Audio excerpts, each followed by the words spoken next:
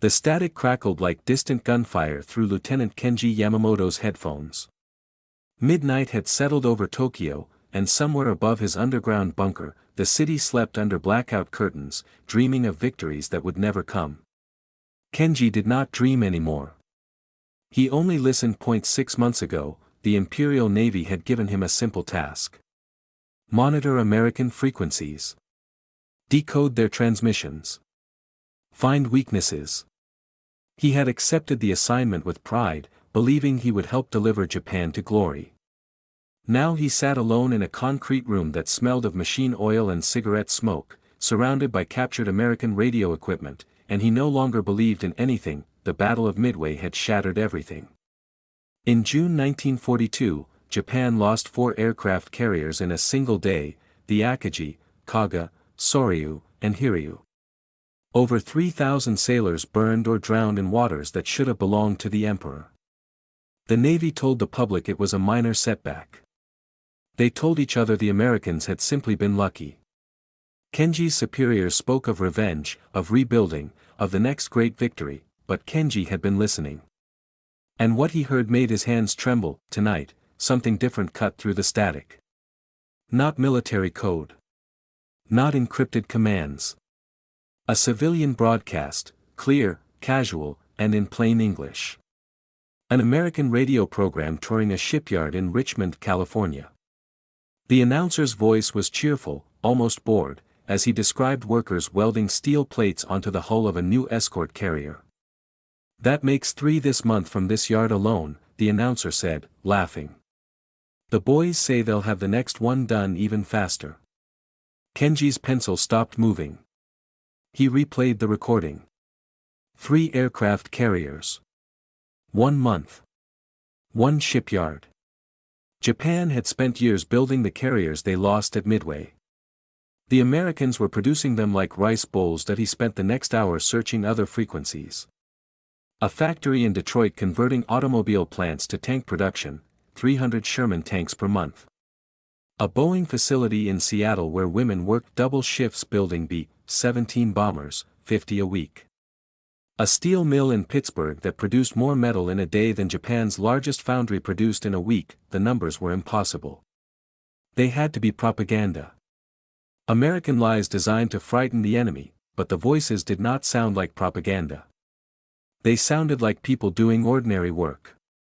They laughed about overtime pay. They complained about cafeteria food. They talked about baseball. They did not sound like a nation on the edge of defeat. They sounded like a nation that had barely noticed it was at war. Kenji removed his headphones and stared at the wall. His photograph of Emperor Hirohito watched him with distant eyes. Beside it hung a small portrait of Admiral Isoroku Yamamoto, the architect of Pearl Harbor, the man who had warned the government not to fight America. "I can run wild for 6 months, the admiral had reportedly said before the war. After that, I have no expectation of success." 6 months had passed. And now Kenji understood what the admiral had meant, that he knew what would happen if he reported this. Colonel Takeda, his commanding officer, was a true believer. He had lost his eldest son at Midway and now burned with righteous fury. Men who spoke of American strength were cowards. Men who doubted victory were traitors. The Kempitai, the military police, had already arrested 2 officers in their Section 4 defeatist thinking. Neither had been seen again, but staying silent felt like watching his country walk toward a cliff edge in the dark. Kenji copied the recordings onto a separate wire spool.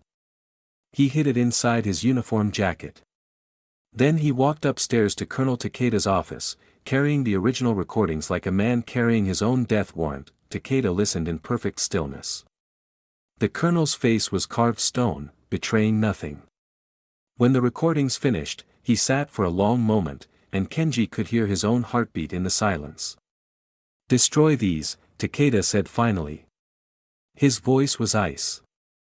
"Speak of this to no one. The Americans are weak. Their machines mean nothing against Japanese spirit. This is defeatist intelligence, Lieutenant. It poisons the mind." Kenji bowed and left the room. He walked back to his bunker, his hidden copy burning against his chest like a shameful secret. Outside, Tokyo slept peacefully. Somewhere in California, Americans were building another carrier. Somewhere in the Pacific, Japanese soldiers were dying by the thousands, believing they were winning a war that was already lost, and Kenji Yamamoto sat alone in the dark, listening to the voices of the enemy, knowing that he had just become a traitor to everything he loved, because he loved it too much to watch it die in ignorance. That he lit a cigarette and turned the radio dial again. The static returned, endless and patient, hiding truths that no one wanted to hear. Admiral Osami Nagano could not sleep. The Chief of Naval General Staff stood at his window in the early hours of February 1943, watching snow fall on Tokyo's darkened streets. 8 months had passed since Midway. The official report still spoke of imminent victory. The newspapers still celebrated Japanese spirit. But the admiral had stopped believing in reports long ago. He believed in submarines. And his submarine commanders were sending back messages that made his blood freeze. Captain Makitsura Hashimoto of I-58 had surfaced near Hawaii last month, expecting to find a wounded American fleet licking its wounds. Instead, he counted over 40 warships in formation, more than Japan's entire combined fleet. He barely escaped with his life. Commander Yahachi Tanabe reported endless convoys near the Solomon Islands. For every transport he sank, 10 more appeared the following week. The Americans were not retreating. They were massing. Tonight, Nagano had received the most disturbing report yet. American Marines had landed on Guadalcanal with such overwhelming firepower that Japanese defenders were reduced to night attacks with swords. The Imperial Army was starving on that island, eating grass and tree bark, while American troops received fresh supplies by the shipload. Something was very wrong with Japanese intelligence. Someone was lying. And Nagano intended to find out who. 3 weeks later, a message reached him through an old friend, Professor Hideki Tanaka from the Naval Academy. The professor requested a private meeting about a matter of national importance. He mentioned a young lieutenant who had information that could not be discussed through official channels. Nagano understood immediately. Someone had found the truth and was afraid to report it. The meeting took place at a Buddhist temple outside the city, far from the Kempei's watching eyes.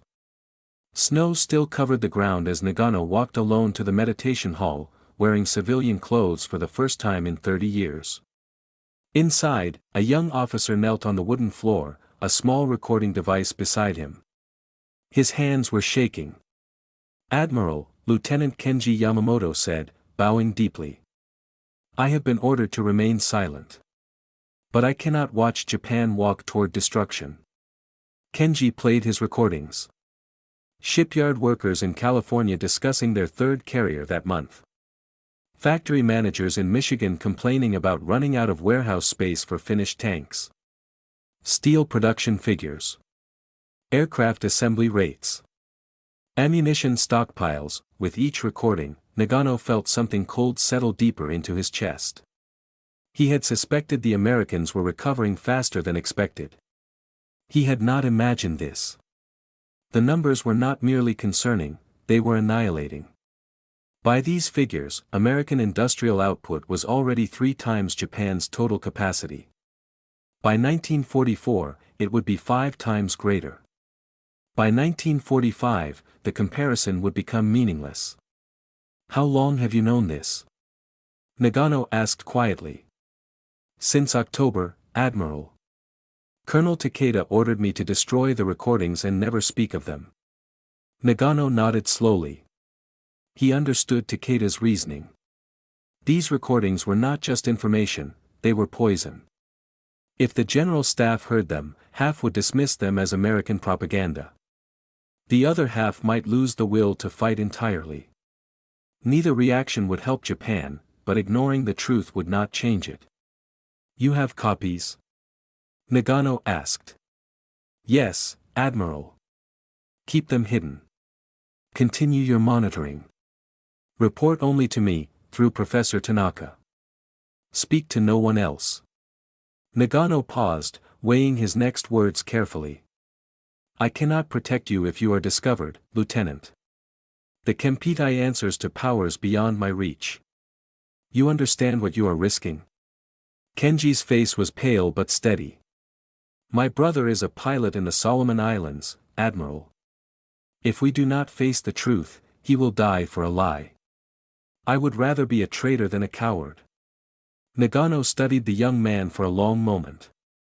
Somewhere in that face, he saw echoes of the officers he had known before the war, before the madness, before the propaganda, before Japan had convinced itself that willpower could defeat factories. You are not a traitor, Lieutenant, Nagano said finally. You are exactly what Japan needs and exactly what it will never allow itself to accept. He stood and gathered his coat. Send me everything. I will find others who are ready to listen. He walked out into the snow, feeling older than his 63 years. Behind him, a young officer sat alone with recordings that could end his life. The war had been lost before it began. Now the only question was how many would die before Japan found the courage to admit it. The telegram arrived on a Tuesday morning in August 1943, delivered by a young messenger who bowed too deeply and left too quickly. Kenji's mother was the first to read it. Her scream brought the neighbors running. Lieutenant Junior Grade Takashi Yamamoto, pilot of the Imperial Japanese Navy Air Service, had died with honor defending the Solomon Islands. His aircraft had been shot down during an attack on American positions near Munda. His body had not been recovered. The emperor was grateful for his sacrifice. Kenji held the telegram for a long time after the neighbors left and his mother had cried herself to silence. He thought about his brother's face, the laughing eyes, the confident smile, the absolute certainty that Japan would win. Takashi had believed every word the government told him.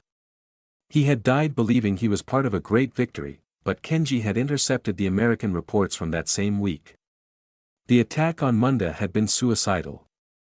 Japanese pilots, flying obsolete aircraft without adequate fuel, had charged into walls of anti-aircraft fire from ships that seemed to number in the hundreds. The Americans had not even slowed their advance. They had simply counted the wreckage and kept moving. Takashi had died for nothing. And somewhere in Washington, American generals were probably not even aware it had happened. That night, Kenji drank sake until his hands stopped shaking. Then he returned to his radio and listened harder than ever. The group that Admiral Nagano had assembled, they called themselves the Listeners, now met weekly in rotating locations. A temple in Asakusa. A private room in a restaurant in Ginza. The home of a retired naval captain in Yokohama. They were 7 men total, 2 admirals, 3 captains, 1 professor, and Kenji. Each had come to the same terrible conclusion through different paths. Tonight they gathered in a tea house overlooking a frozen garden, and Kenji played his latest recordings. An American admiral discussing invasion plans for the Marshall Islands. A factory report showing that Boeing was now producing 80 B-29 superfortresses per month, a bomber so advanced that Japan had no aircraft capable of intercepting it. A casual conversation between 2 American supply officers laughing about having more ammunition than we know what to do with. Captain Chuchi Nagumo, the man who had led the attack on Pearl Harbor, sat in the corner with his head bowed. His hands trembled constantly now. He rarely spoke anymore. We killed ourselves at Pearl Harbor, Admiral Nagano said quietly. We woke something we cannot put back to sleep. Then what do we do? Professor Tanaka asked. We cannot speak publicly.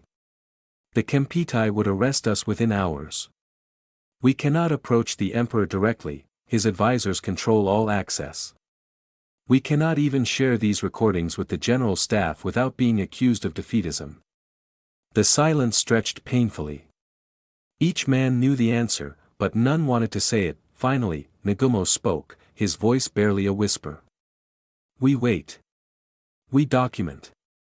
And when Japan is ready to face the truth, we ensure the evidence exists. He looked up, and his eyes were empty.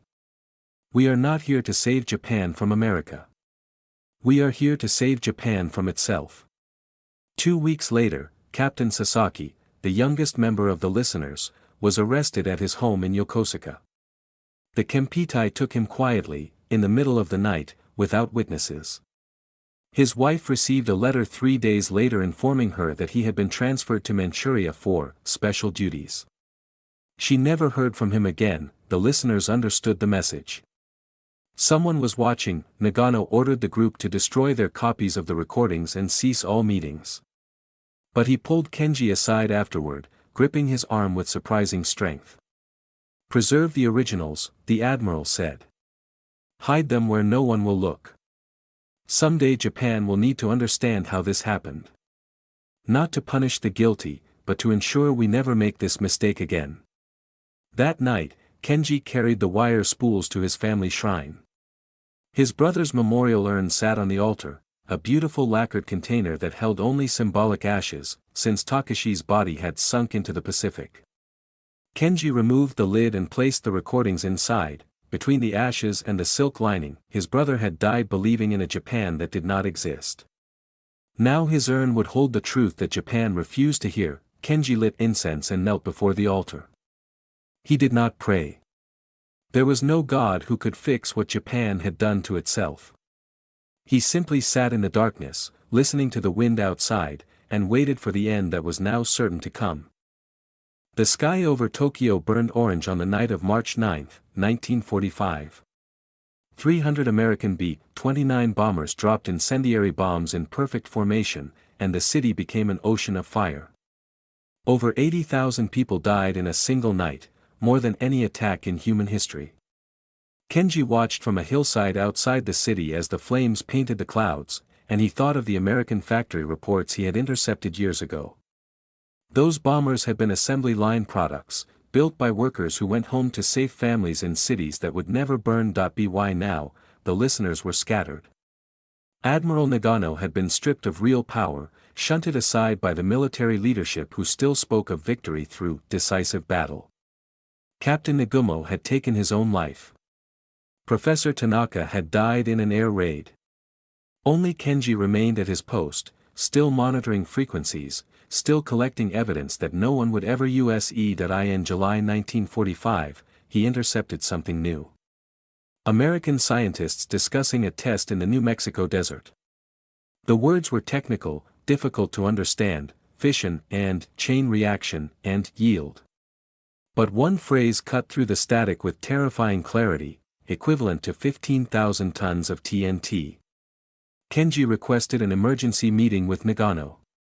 They met in a bombed-out temple, sitting among the rubble, two exhausted men in a dying nation. "They have built something we cannot imagine," Kenji said. He played the recording, watching Nagano's face grow pale. One bomb. One aircraft. An entire city. Nagano closed his eyes for a long moment. When he spoke, his voice was hollow. "We should have surrendered at Midway. Some of us knew the truth even then. We knew, and we were too proud to speak, too afraid of being called cowards." He opened his eyes and looked directly at Kenji. "I am sorry, Lieutenant. I am sorry for your brother. I am sorry for all of them." On August 6, the American bomber Enola Gay dropped a single weapon on Hiroshima. The city vanished. 70,000 people died instantly. Tens of thousands more would die slowly from radiation poisoning, a word that did not yet exist in Japanese. 3 days later, Nagasaki followed. Kenji sat in his bunker surrounded by 3 years of recordings and wept. He wept for his brother. He wept for the 80,000 who burned in Tokyo. He wept for Hiroshima and Nagasaki and every soldier who died on islands whose names he could no longer remember. Most of all, he wept because he had known. He had heard the truth in American voices years ago: the casual confidence, the industrial power, the absolute certainty of victory, and it had all come true. On August 15, Emperor Hirohito announced Japan's surrender. The war was over. 2 months later, American occupation forces arrived in Tokyo. They searched government buildings for intelligence documents, war records, anything that could explain how Japan had made its decisions. A young American captain named Thomas McCarthy led the team assigned to the Naval Intelligence Headquarters. Kenji was waiting for him. "I have something," Kenji said in careful English. He handed McCarthy a box containing every recording he had made since 1942. "These are intercepts of American civilian broadcasts. We heard your strength. We heard your factories, your workers, your confidence. We knew the truth about your power. McCarthy frowned. Then why did you keep fighting? Kenji thought about the question for a long time. He thought about Colonel Takeda, who had ordered him to destroy the first recording. He thought about Admiral Nagano, who had understood the truth but could not change his nation's course. He thought about his brother Takashi, dying in flames over the Solomon Islands, absolutely certain that Japan would win. Because we could not believe what we heard, Kenji said finally. Because we thought our spirit was stronger than your machines. Because admitting the truth would have meant admitting that everything we believed was a lie. He paused. That is how nations die, Captain. Not from enemy weapons. From their own refusal to see. McCarthy took the box without another word. 40 years later, Kenji Yamamoto sat in a rebuilt Tokyo, surrounded by grandchildren who had never known war. American music played on the radio, a station broadcasting from the same frequencies he had once monitored for signs of doom. His grandchildren ate American candy and watched American movies and had no idea that their grandfather had once listened to the voices of the enemy and heard the future coming like a distant storm that he had kept one recording. A factory worker in California, 1943, laughing with friends about building ships. Just a man doing his job. Just a voice in the static, the voice that had ended an empire. Kenji held the recording in his aging hands and thought of all the dead, his brother, his friends, the millions who had perished because Japan's leaders refused to hear what he had heard. The truth had been there all along, floating through the airwaves, available to anyone willing to listen, but listening had never been Japan's strength. That he placed the recording back in its box and looked out at the city lights. Tokyo glittered like a miracle, risen from ashes, rebuilt by the same industrial spirit that had once terrified him in American broadcasts. Somewhere out there, Japanese factories hummed through the night, producing cars and electronics for the world. Perhaps, Kenji thought, they had finally learned to hear. Perhaps that was the only memorial the dead could ever truly need, a nation that had learned, at unbearable cost, to face the truth before it was too late. That he closed his eyes and listened to the night. Somewhere in the static, voices still whispered.